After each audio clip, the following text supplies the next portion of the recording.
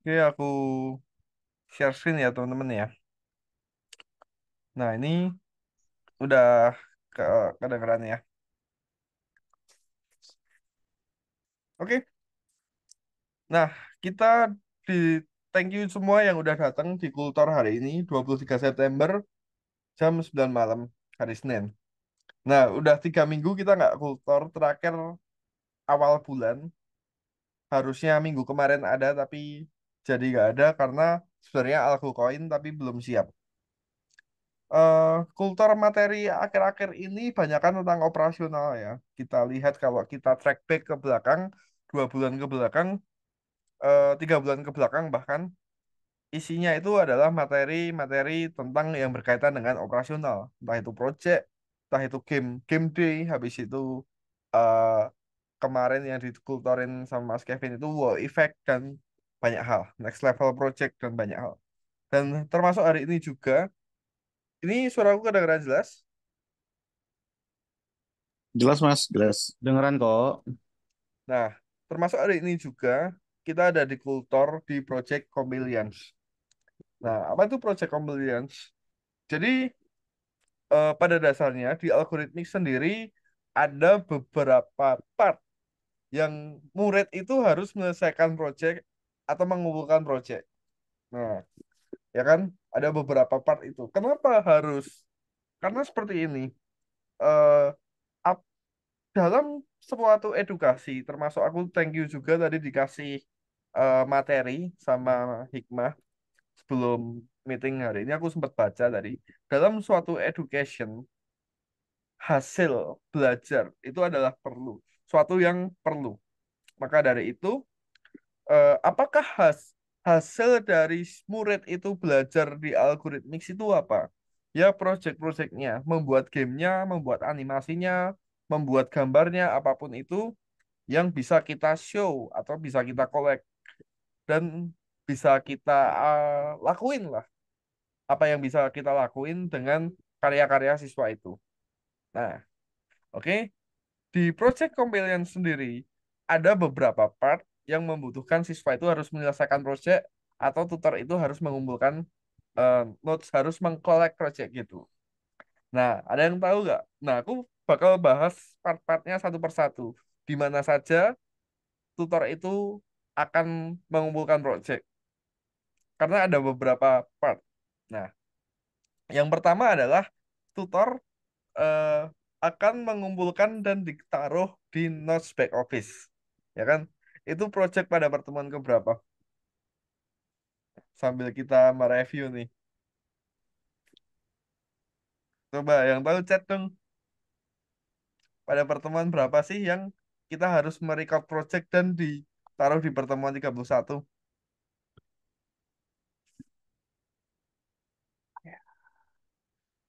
Ayo, Ayo. ayo.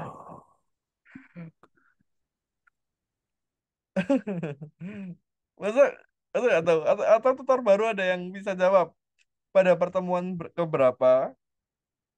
eh, Pertemuan keberapa atau lesson keberapa yang tutor itu merecord project lalu dikasih di notes back office. Itu project yang mana? Ada yang jawab 31, 28, 31. Ya, yang benar adalah 31. Atau kalaupun 31 belum selesai biasanya 32. Ya, pada project akhir itu aja, graduation. Nah, sebenarnya itu saja ya yang harus di record dan ditaruh di back office. Itu saja. Tapi teman-teman, di Project Compliance ini nantinya akan ada dashboard yang sedang dibuat ya. Jadi, teman-teman, ada dashboard yang mungkin aku bisa show, cuma dia berupa presentase aja. Karena aku nggak bisa login Power BI. Nah, ini. Oke. Nah, di sini isinya data-data ya. Ada project-project pada setiap modul yang mesti dicek secara manual. Kalau kalian tahu kayak platform engagement, nah itu tuh seperti ini. Cuma ini khusus yang project-project aja. Nah, pada pertemuan keberapa saja proyek-proyek itu harus dicek. Ini dicek ya, bukan di record ya. Jangan salah tangkap ya. Kalau di record itu kita nggak nambah tas pada pertemuan. Aku cuma kasih tahu aja. eh di pertemuan 31 proyek itu harus di record lalu dimasukkan ke back office. Nah, lalu proyek-proyek mana saja yang membutuhkan manual cek sih? Nah, di sini ada requirement-nya. Nah, ada course visual programming, Python Start, Python Pro, Roblox, digital literasi, dan semua course ada di sini. Python Pro Second Year, Graphic Design. Nah, yang ada di sini adalah project-project mana yang nantinya akan masuk ke dalam persentase project compliance. Nah, gitu. Oke, mana saja yang sekiranya nanti akan masuk ke project compliance. Nah, udah ada kan? Ya kan? Nih. Nah, terus apa yang harus kita lakukan sama project compliance ini? Ini pada dasarnya eh, sama ya, kayak platform engagement. Jadi pada dasarnya itu sama seperti ini. Kita coba studi case ya. Nah, tadi udah aku kasih tahu soal project compliance, what is, sekarang, nah, where. Nah, kita masuk ke studi case, who-nya. Jadi kalau misalnya, ini aku nyontohin ke kelasku sendiri deh. Kelas mana ya yang udah berjalan ya? Kelasku Python Start nih.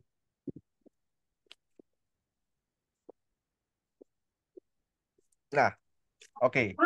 Ini kelasku Python Start. Di kelasku Python Start, muridku udah mengerjakan beberapa tas. Nah, kita lihat nih. Di Project Compliance ini, di bagian Python Start, nah, lingkungan urban, game hit it, PyGame, game clicker cepat. Nah, di sini. Ada 3 project yang membutuhkan manual check yang akan masuk ke platform engagement masuk dan project compliance ini masuk persentasenya. Nah, kita cek nanti dari student side dia akan menyelesaikan projectnya. Misalnya yang mana nih? Misalnya adalah dia masuk ke proyek lingkungan urban, Turtle. Nah, di sini di Turtle ini proyek lingkungan urban. Nah, kita klik. Nah, di sini mesti diselesaikan. Nah, ini muridku belum menyelesaikan. Kemarin dia ngerjain di laboratori.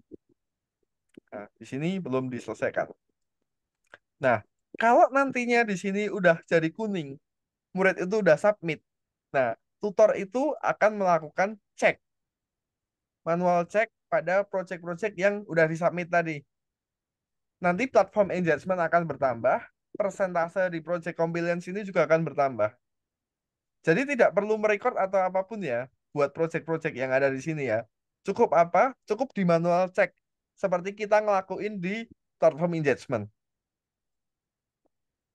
Nah, cuma di dokumennya ini bedanya apa? Kita kasih tahu mana saja project yang mesti disubmit dan dicek. Seperti itu. Oke. Nah, oke. Kita Oh, itu coba. nggak wajib. Apa sih? Wajib sih, coba nggak sunat cuma opsional. Gimana caranya kita ngecek? Kita ganti kelas aja. Coba aku pakai kelas yang lain ya.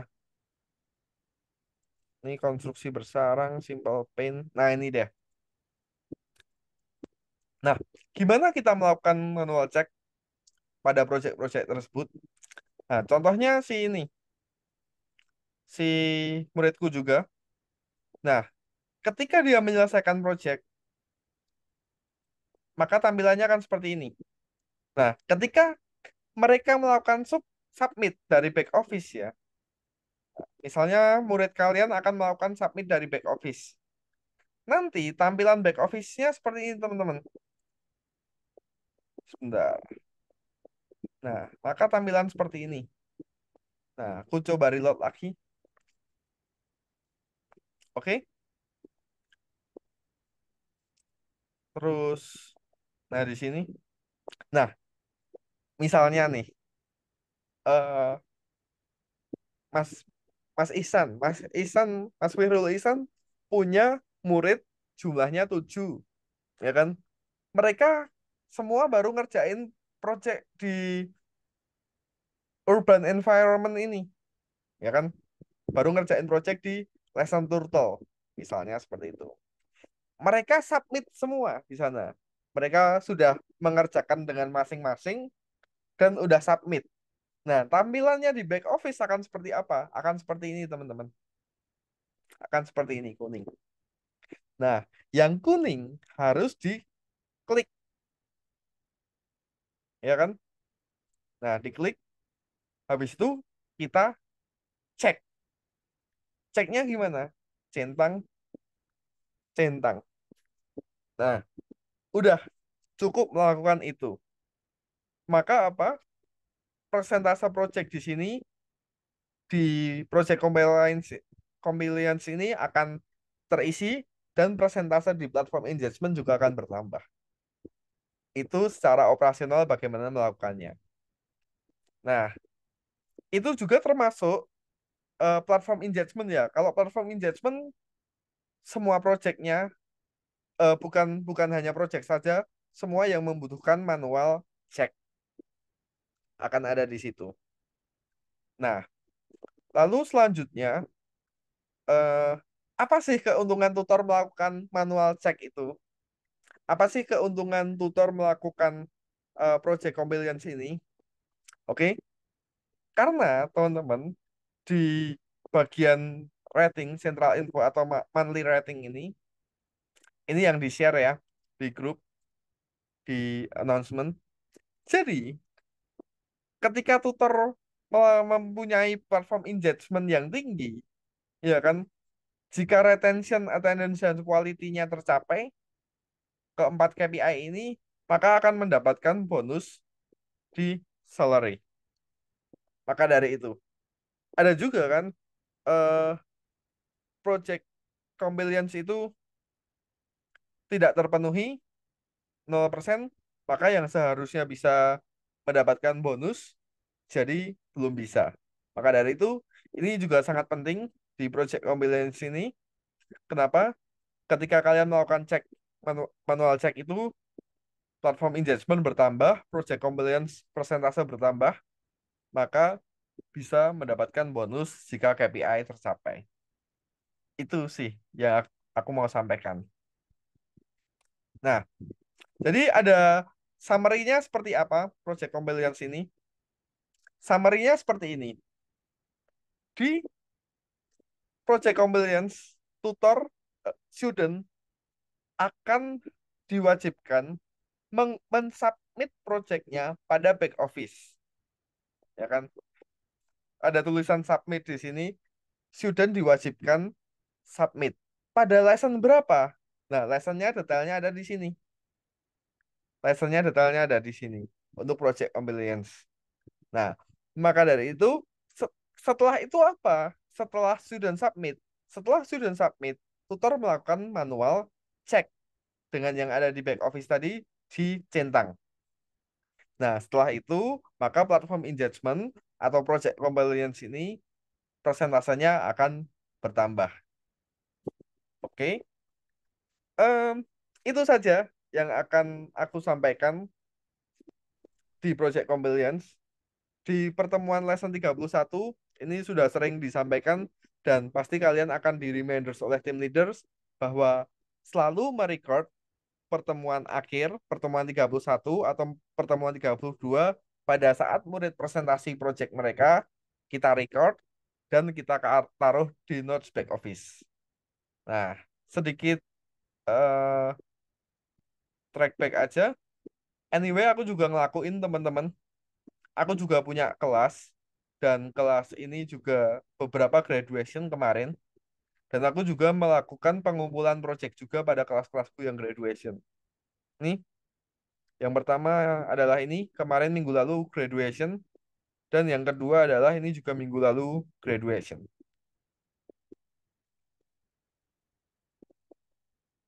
Nah, ini dari VP ke Roblox sampai ke PS, 2 kali graduation. Nah, aku kumpulkan juga projectnya. Aku kumpulkan juga untuk projectnya, responsnya juga aku melakukan hal yang sama. Oke, itu saja yang aku sampaikan di materi hari ini. So far, jika ada pertanyaan bisa ditanyakan. Oh, yang datang banyak juga, 40.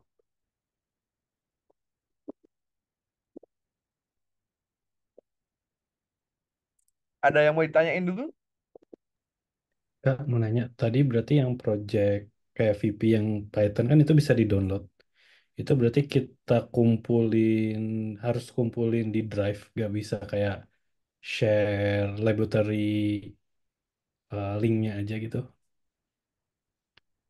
Hmm, Aku yang wait. jawab deh. Bisa kok. Itu jadi, aku share screen deh.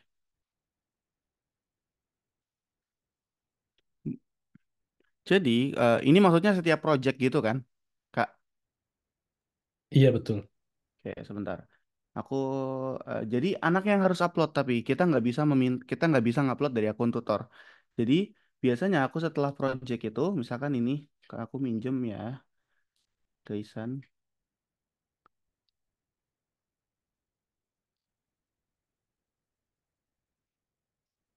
Nah, misalkan kita pakai aksesnya dia nih.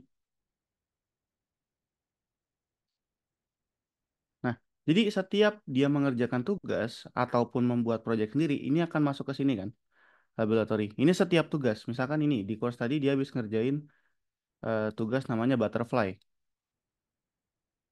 Di sini kita lihat, nah butterfly. Kalau kita mundur di laboratory, tugas terakhirnya adalah butterfly. Nah, misalkan ini mau diupload, bisa aja kita klik ke sini, description and publication, terus tinggal mau dipublish kemana, ke community atau ke kelas. Tapi biasanya aku minta ke community. Ini. Atau kalau mau di-share aja, klik share, terus copy link, udah deh. Mau disimpan di mana? Ah, biasanya aku kasih ke orang tua. Jadi biar orang tuanya dibuka. Kan ini kalau dibuka bentuknya nanti seperti ini. Nah, ini dia orang tua nggak perlu login, dia tinggal mainin. Ini kenapa nggak jalan? Karena tidak dia pasang, kalau nggak salah. Nah, dia lupa pasang. Nah, kalau di refresh, nah dia jalan. Salah dia programnya. Tapi intinya seperti itu. Oke, thank you Kak. Oke Kak, diklik di copy link aja, jangan jangan di ini. Kalau di Roblox, ya udah bisa diupload di community juga. Jadi community-nya dipakai, tapi kita nggak bisa sebagai tutor minta upload paksa. Jadi karena itu harus kemauan dari anaknya. Oke. Oke, mantap banget jawabannya. Oke, itu buat yang mau di ini ya, mau di share ya.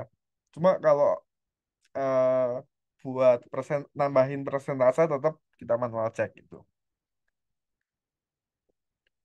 Kak mau mastiin kalau kita serahin kelas untuk di OTR-in yang bertanggung jawab untuk cek di platform tutor engagement lesson itu siapa? Tutor yang OTR atau tutor aslinya? Tutor OTR. Nah, ini kalau misal tergantung itu lesson berapa dan lesson tersebut ada projectnya nggak, ada tas yang butuhkan manual cek nggak? Misalnya Kak Aisyah Adinda kebetulan nggak OTR-in kelasnya kelas saya misalnya. Nah, kebetulan lesson 1 scratch misalnya. Lesson 1 itu kan scratch harus dicek manual karena mereka nambahkan background, mereka nambahkan sprite gitu harus dicek manual. Ya berarti tutor yang nge-OTR-in sebelum kelasnya itu dikembalikan ke tutor asal, cek dulu sampai hijau gitu. Oke? Karena begitu udah dikembaliin, nanti nggak bisa dong, nggak bisa dicek karena tutornya nggak bisa buka. Maka dari itu dicek dulu aja baru kembaliin ke tutor. Jadi yang bertanggung jawab siapa? Jika itu ada project compliance di lesson tersebut, maka tutor OTR.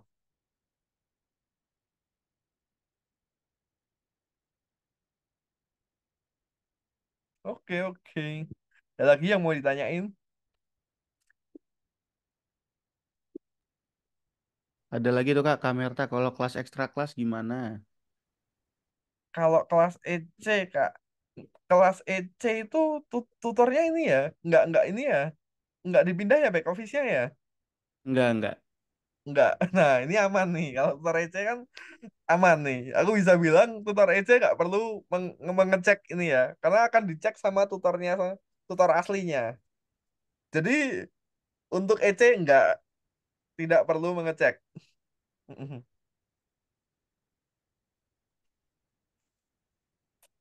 Kalau kelas EC yang akan ngecek tutor aslinya, karena back office-nya nggak pindah ke tempat kalian.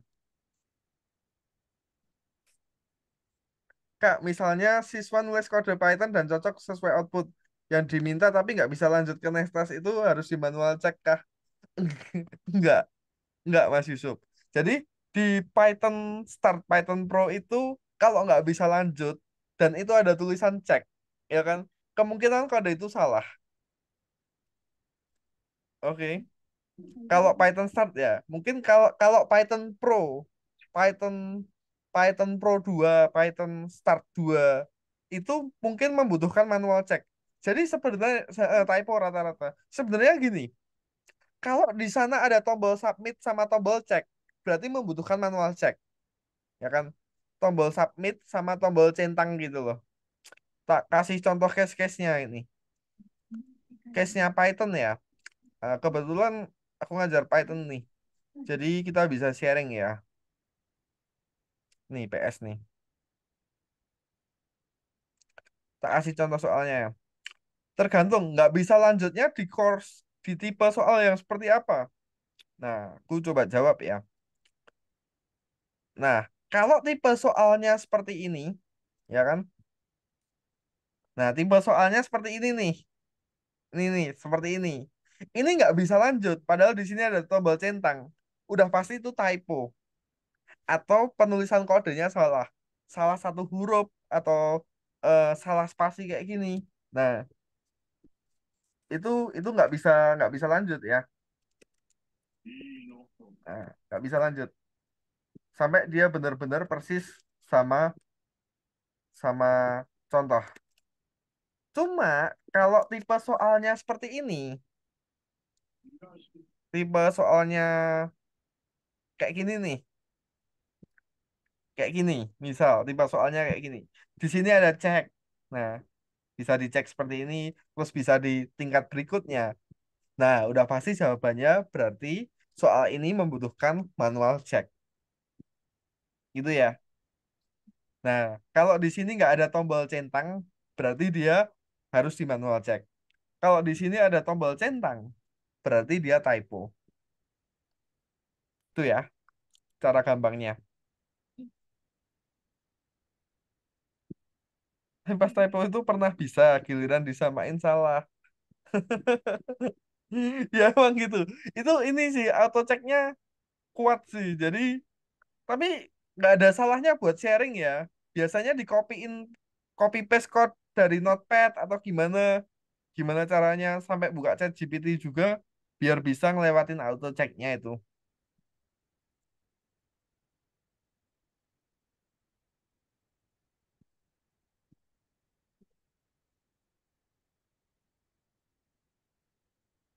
Oke.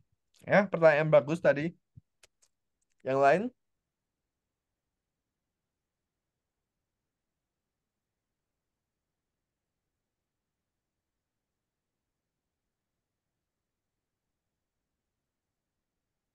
Ada lagi tuh Kak Ainal Kak.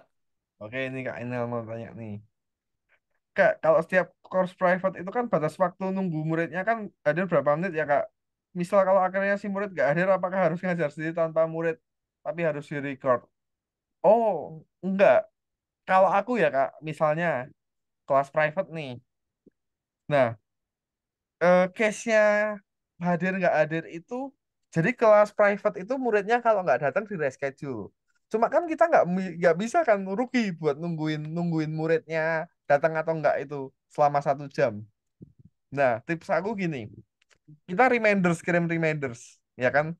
Bales nggak tuh, ya kan? Kalau misalnya nggak bales, biasanya aku tetap masuk kelasnya, ya kan? Nah, nah, ya kan, tetap masuk kelasnya tuh. Tak tunggu 5 menit, kalau nggak muncul, aku langsung tutup. Udah pasti berarti ini reschedule, gitu.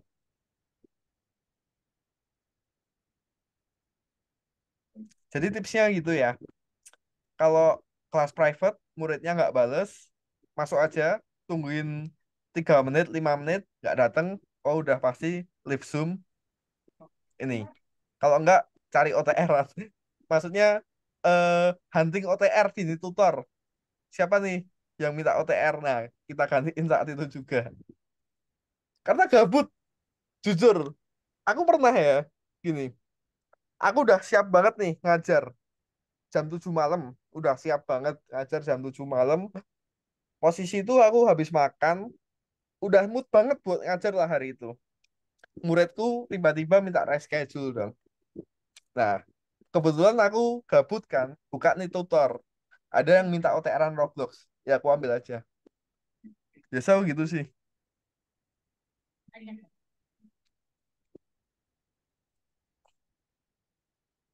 Kak mau nanya, kalau nggak bisa pakai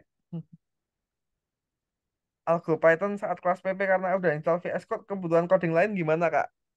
Eh, wah ini boleh sharing sih ini buat Python ya. Pakai ini aja Mas, namanya. Bagus, untung hari ini datang. Kasih aja yang namanya Tony. Nah ini, suruh download ini aja Mas. Nah, ini adalah IDE Python ya. Jadi nanti di tools ini ada namanya manage package. Oh ya, kebetulan aku punya. Kenapa harus buka itu ya? Aku punya aplikasinya, Tony. Nah, nggak bisa download Algo VS Code atau modulnya nggak mau terinstall itu kan bisa kita akalin ya. Kalau di Tony ini enaknya dia udah punya package sendiri gitu loh. Jadi bisa diinstal Pygame, PyKT5, diinstal apa lagi? Pillow, semuanya ada di sini di package-nya Tony ini.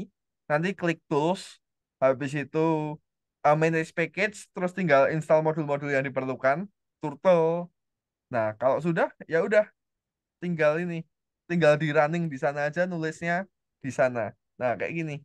Di tools, manage package, nah, enak banget di sini. Oh, semuanya ada, komplit, tinggal di-download aja yang dibutuhkan, terus ngerunningnya di sini.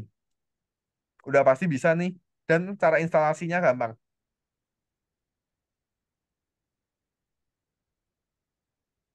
Tak pakai PIP. Enggak pakai PIP.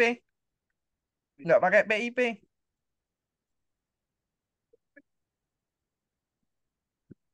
Oh, langsung jalan nih. Oh, enggak pakai PIP dia. Langsung dia punya package sendiri di sini. Tanpa PIP, tanpa download Python, Python 3 juga nggak perlu download. Semuanya udah ada.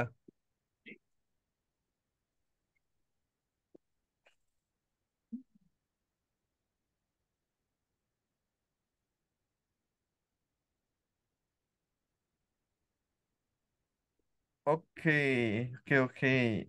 Kak, kalau lesson 31, 32 kelas grup ada yang ikut, nggak ikut kelas gimana? Diikutin EC kah? Nah, aku nggak tahu kalau soal EC. Ada nggak di lesson 31, 32?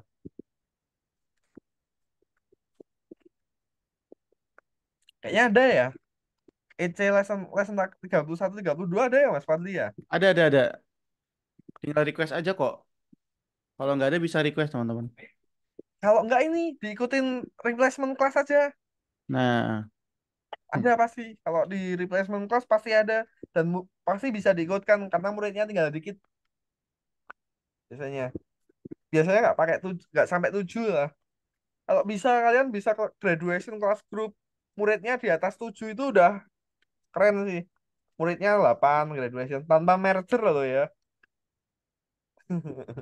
Muridnya 8 atau 10 graduation gitu tanpa merger. Wah, itu keren sih.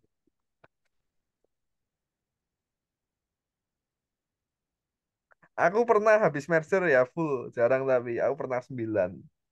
Ini habis merger. Coba yang tanpa merger dari awal sampai akhir masih utuh 8 ada nggak? Ada nggak? Yang kelas nggak pernah di merger dari awal sampai akhir itu kelasnya itu, tapi muridnya utuh 8 atau berapa graduation gitu. Wah, asik sih itu. Nggak pernah kalau tinggal dikit malah aku tawarin private.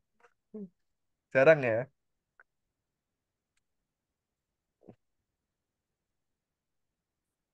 Oke, ada lagi yang mau ditanyain?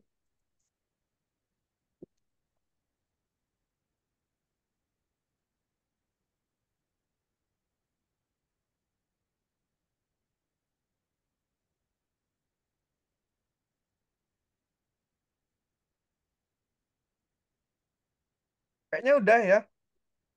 Oke, mungkin nggak usah lama-lama ya. Kalau udah diam-diaman kayak gini, kita selesaiin aja. Ini aku ada anak DG 8 Agustus graduate-nya. Nanya itu aja. DG 8, Kak. Wah, mantap Kak Gusti ya. Berarti izin live duluan. Oke, oke Mas Merta.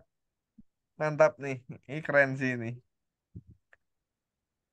Tanpa merger. Oke. So, gitu guys kayaknya. 9 anak Kak, tapi hasil merger. Tapi anaknya diam-diam semua. Pas hasil merger. Oke, so gitu aja guys buat kultur hari ini. Nanti minggu ini pasti akan ada assessment ya. Tunggu saja, mungkin kita coba buat di hari Rabu lah, maksimal. So gitu, ada QC juga minggu ini. Nanti sampai akhir bulan batas waktunya.